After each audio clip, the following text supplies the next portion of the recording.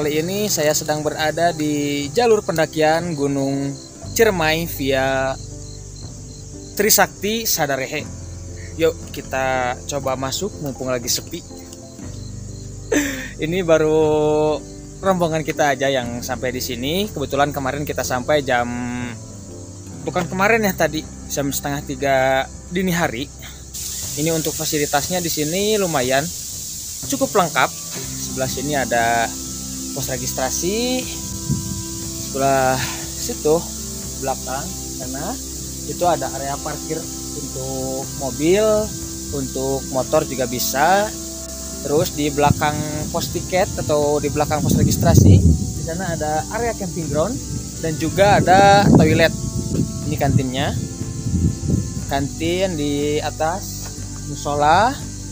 Terus ini tempat cek medis. Terus yang paling ujung itu adalah tempat cek perlengkapan dan safety talk.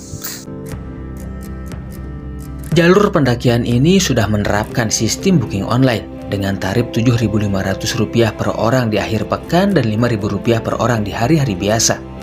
Dan setelah melakukan booking online, kita diharuskan untuk melakukan registrasi ulang sekaligus membayar biaya tiket masuk di lokasi base camp dengan batas maksimal registrasi jam 11 siang.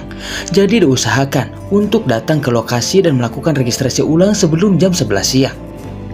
Dan untuk link website booking online serta kontak adminnya saya sertakan di deskripsi. Sementara untuk harga tiket masuk, di sini ada dua kategori harga. Kategori pertama di harga Rp150.000 per orang dan kategori kedua di harga Rp100.000 per orang dengan rincian sebagai berikut. Sementara untuk lokasi basecampnya sendiri, basecamp pendakian ini sudah terdaftar di Google Maps. Kalian tinggal memasukkan kata kunci saja di kolom pencarian di aplikasi tersebut, atau kalian bisa klik link koordinat yang saya sertakan di deskripsi. Namun ada satu hal yang perlu diperhatikan, yaitu kondisi jalan. Untuk saat ini kondisi jalan dari permukiman sampai ke basecamp ini terlihat rusak parah. Sangat tidak disarankan untuk memaksakan membawa kendaraan pribadi sampai ke lokasi ini. Selain karena berbahaya untuk keselamatan, juga berbahaya untuk kondisi kendaraan kalian. Saya lebih menyarankan agar kalian menggunakan jasa angkutan pendaki saja dan menitipkan kendaraan kalian di bawah saja. Dengan tarif angkutan sebesar Rp60.000 untuk antar dan jemput, saya kira sangat worth it daripada harus mengorbankan keselamatan diri dan kondisi kendaraan kalian. Untuk informasi homestay dan jasa antar jemput, kalian bisa tanyakan langsung ke kontak admin yang sudah saya sertakan di deskripsi.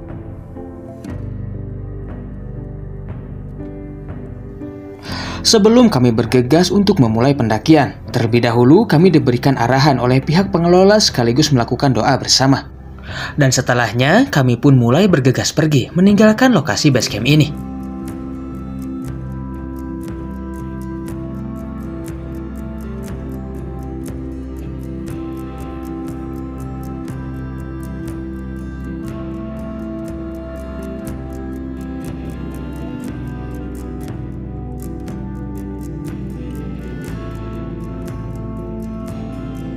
Oke, dan sekarang jam 9.30 tepat kita memulai pendakian.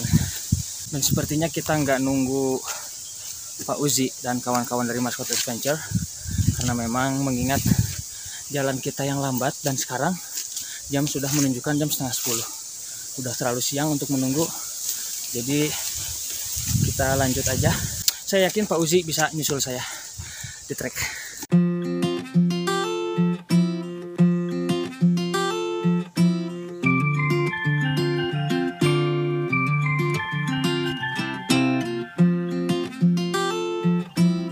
Perjalanan kami mulai ditemani cuaca yang agak mendung, menapaki jalan setapak yang menanjak dengan vegetasi yang masih terbuka, hingga akhirnya kami mulai memasuki area hutan dengan vegetasi yang rapat.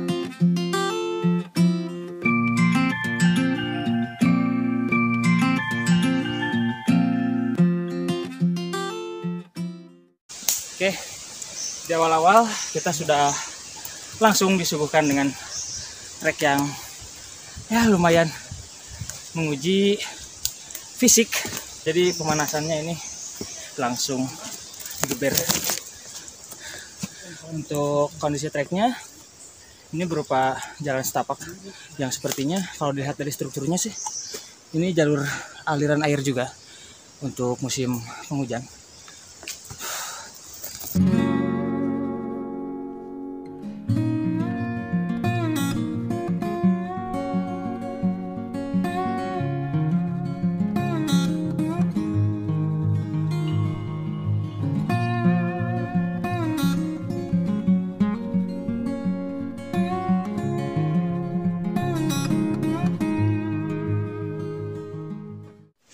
Oke, bisa kalian lihat kondisi hutannya, view-nya keren banget sih ini.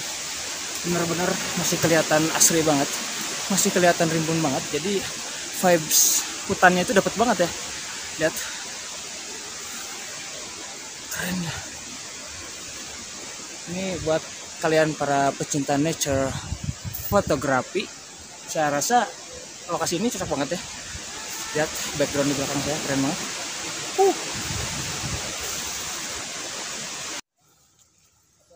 Kurang 38 menit.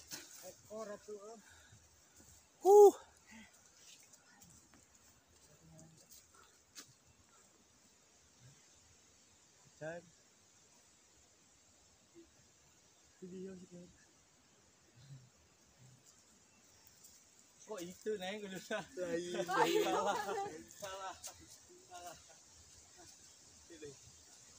Oke, sekarang jam 10 lebih 9 menit. Kita sampai di pos 1 Lawang Gede di ketinggian 1525 meter di atas permukaan laut. Estimasi dari pos registrasi sampai ke pos 1 ini kurang lebih 39 menit.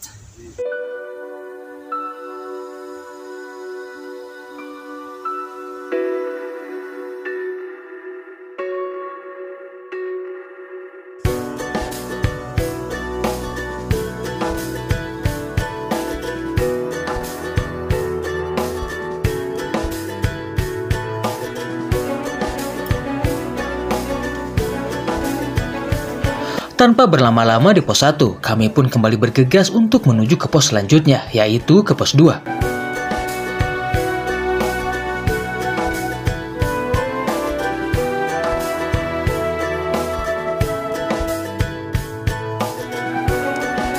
Trek yang harus dilewati tidak banyak berubah, masih sama seperti sebelumnya, yaitu berupa tanjakan-tanjakan dengan beberapa bonus sebagai penawarnya.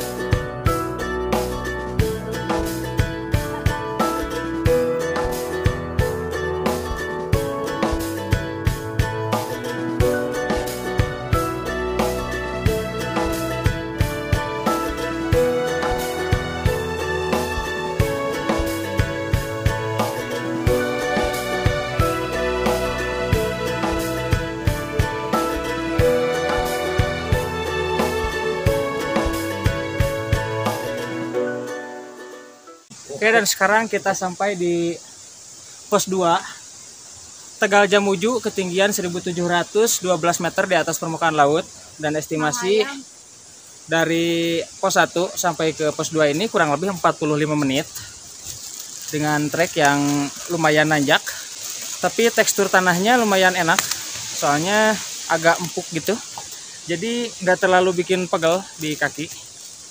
Kita istirahat dulu bentar kayaknya. Ngopi dulu, ngopi dulu. Ngopi. Beng. Temen ngomong mereknya. Temenang. Ya sebenarnya beng nah tuh. Endorse. Gitu. Oke. Ya, pakai itu. Kita beng dulu.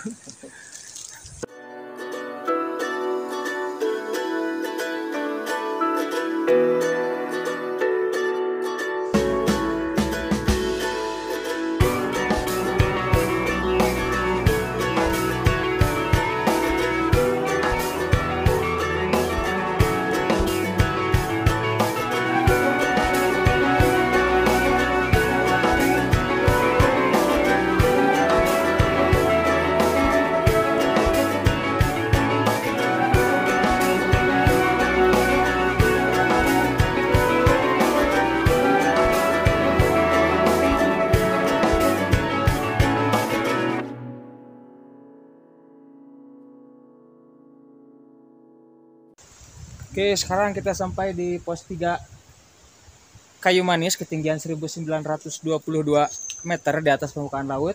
Estimasi dari pos 2 sampai ke pos 3 ini kurang lebih 50 menit. Dan areanya lumayan cukup luas. Di pos 3 ini kami sempatkan untuk beristirahat sejenak sembari bertukar cerita bersama 2 orang ranger pendamping yang sempat menyusul dan mengiringi langkah kami dari pos 2 tadi, Kang Odel dan Kang Arif. Sebelum akhirnya mereka berdua kembali bergegas lebih dulu dan hendak menunggu kami di pos 6 nanti.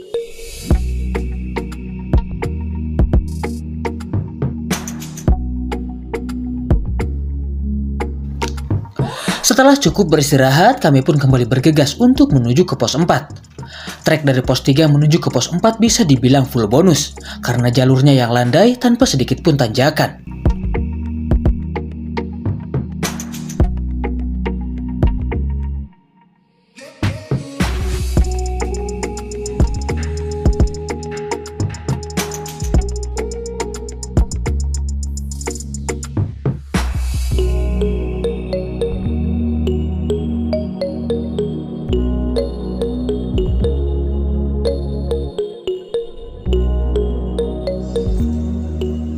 Sekarang kita sampai di pos 4 Pengorbanan Cinta, ketinggian 2025 meter di atas permukaan laut. Estimasi dari pos 3 ke pos 4 kurang lebih 20 menit dengan trek yang agak landai dan view yang lumayan indah karena didominasi oleh hutan lumut. Oke, sekarang tanpa beristirahat kita lanjut lagi ke pos 5. Go.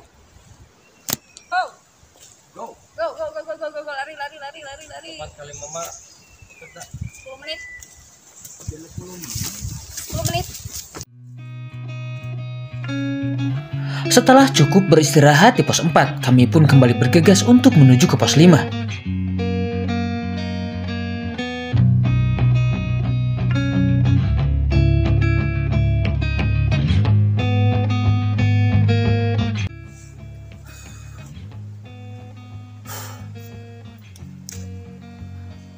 Dari pos 4 menuju ke pos 5, treknya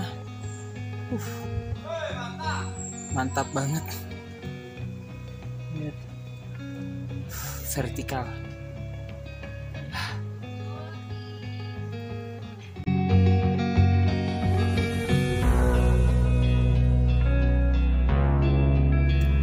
Setelah berjalan selama kurang lebih 45 menit, akhirnya kami pun sampai di pos 5 Buyut Ketuk di ketinggian 2217 meter di atas permukaan laut. Di pos 5 ini kami tidak beristirahat terlalu lama. Kami hanya duduk sebentar, lalu akhirnya kami kembali bergegas untuk menuju ke pos selanjutnya, yaitu ke pos 6.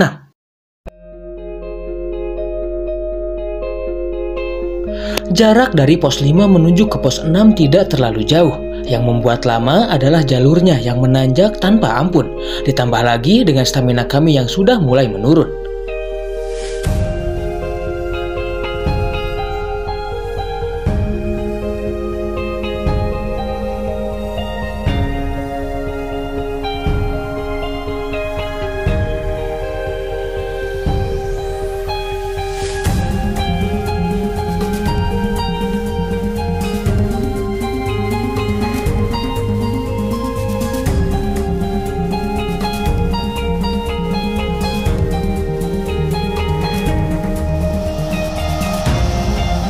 Setelah kurang lebih 20 menit kami berjalan melewati tanjakan yang membentang dari pos 5. Akhirnya kami pun sampai di pos 6 Sumber Urip. Di sini Kang Odel dan Kang Arif sudah standby menunggu kami dengan jerigen air yang sudah disiapkan untuk kami bawa ke pos 8 nanti. Jadi, jika kalian mendaki di jalur ini dan hendak berkemah di pos 8, kalian harus membawa air yang disiapkan oleh ranger dari pos 6 ini. Tapi jika kalian enggan untuk membawa air, kalian bisa berkemah di sini saja. Di pos 6 ini kami sempatkan untuk beristirahat sejenak, menunaikan ibadah sholat zuhur dan asar sembari menunggu rombongan Pak Uzi datang. Dan setelah 2,5 jam berlalu, Akhirnya, Pak Uzi dan kawan-kawan maskot adventure pun tiba di pos 6. Kami pun saling bertegur sapa dan bertukar cerita mengenai kejadian lalu yang menjadi perantara awal pertemuan kami semua. Ini udah ngajakin mulu. Ya. Jadi Enggak kenal ya, belum kenal nih. Belum bisa mandiri harus ya. Ayam mandiri. ayam mau kopi apa mau apa biar aku bikin gitu. Nah, Ya go ya. paling nggak aktif. Aktif. Udah ada servis. Gimana? Ayah ini mau dibuangnya kemana bagaimana? Ayah ini. Asisten pribadi pokoknya udah. Ayah mau les pen berak. Iyo ayah nyebokin. Setelah puas bernostalgia, kami pun mulai berkemas untuk kembali bergegas menuju ke tujuan yang sama, yaitu pos 8. Ya, kami memutuskan untuk berkemah di sana dengan alasan jarak summit yang lebih dekat. Oh iya. Kalau masuk TV box. Mantap, sadar hehe. 80.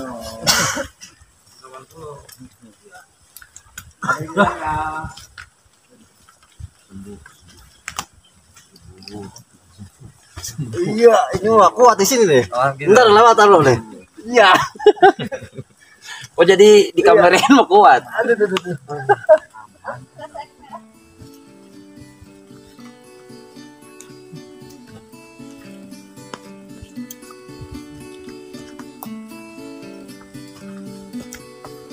Tadi aja dah kalau ini terus aja.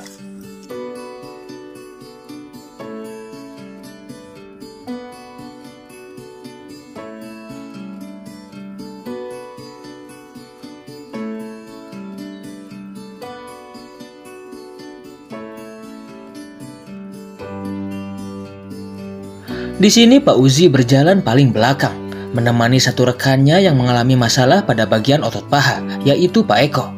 Saya jadi teringat akan kejadian 1 tahun lalu di alun-alun Surya Kencana Gunung Gede, yang merupakan titik awal pertemuan saya dengan mereka. Kala itu saya yang sedang solo hiking mengalami masalah yang sama seperti yang dialami oleh Pak Eko saat ini. Dan dari sekian banyak orang yang melintas di depan saya kala itu, hanya rombongan yang terakhir melintaslah yang langsung menghampiri dan memberikan pertolongan kepada saya, sampai saya benar-benar bisa kembali bangkit dan kembali melanjutkan perjalanan. Rombongan itu tidak lain dan tidak bukan adalah Pak Uzi dan kawan-kawan maskot adventure.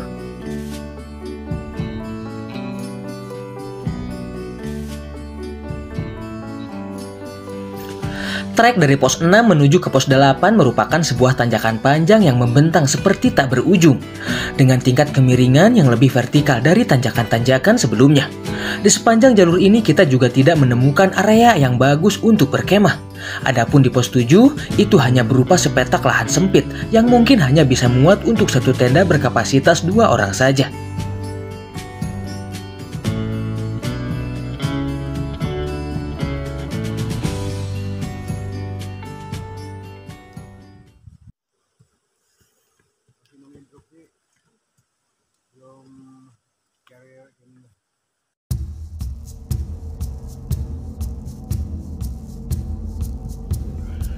Cahaya mentari mulai meredup.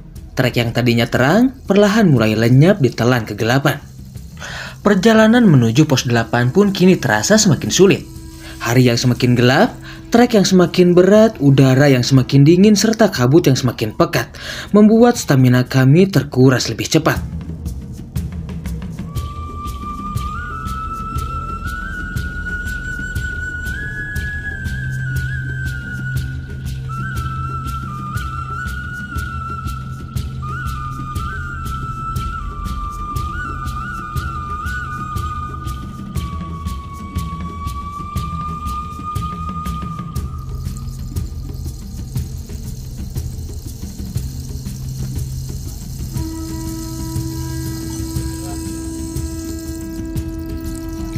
Setelah sekitar 1 jam kami berjalan dari pos 6, akhirnya kami sampai di pos 7 Cagak Tilu. Di area sempit ini kami putuskan untuk beristirahat sejenak, sekedar untuk melemaskan otot-otot yang tegang sembari menunggu Pak Uzi dan Pak Eko yang berjalan paling belakang. Cagak Tilu. Mantap tanjakan. Tanpa habis.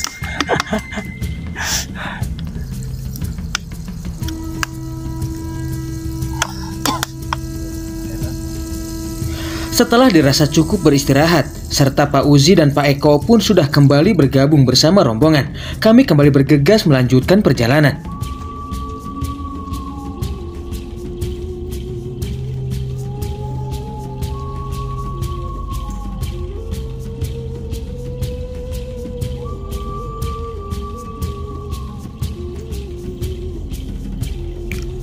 Kali ini trek yang harus kami lewati adalah Tanjakan Cita-Cita, sebuah tanjakan ikonik dengan tingkat kemiringan serta kesulitan yang paling tinggi di jalur ini.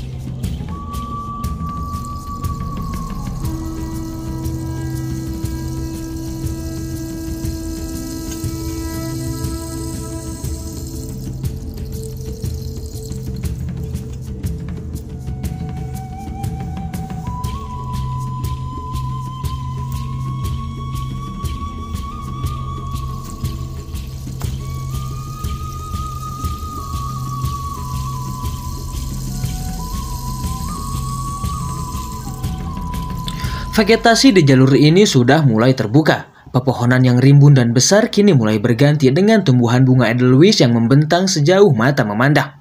Pemandangan di sepanjang jalur ini cukup untuk membuat kami sejenak mengesampingkan rasa lelah yang sedari tadi tidak memberi kami celah.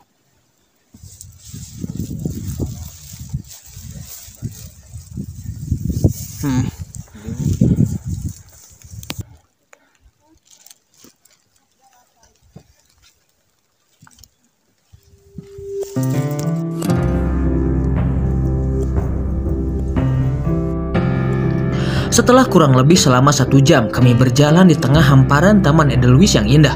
Akhirnya kami sampai di pos 8 Kawah Burung, sebuah sabana luas yang akan kami gunakan untuk melepas segala lelah. Sebelum akhirnya esok hari kami harus kembali bergegas menerjang trek yang mungkin lebih berat untuk sampai di atap Jawa Barat.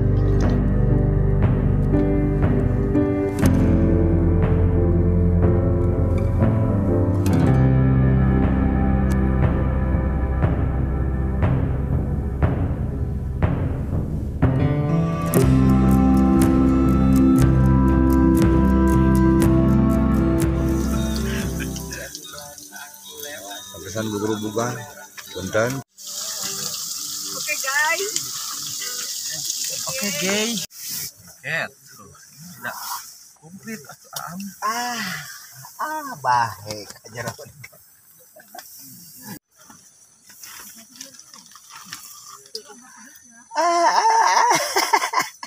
Ini mana aja.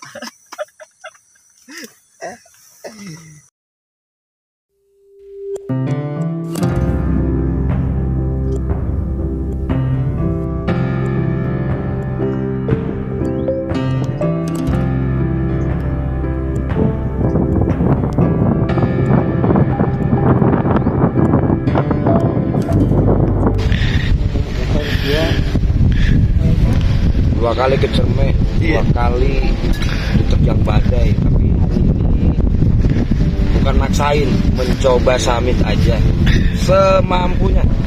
Kalau nggak mampu ya kita sehat semuanya. Amin.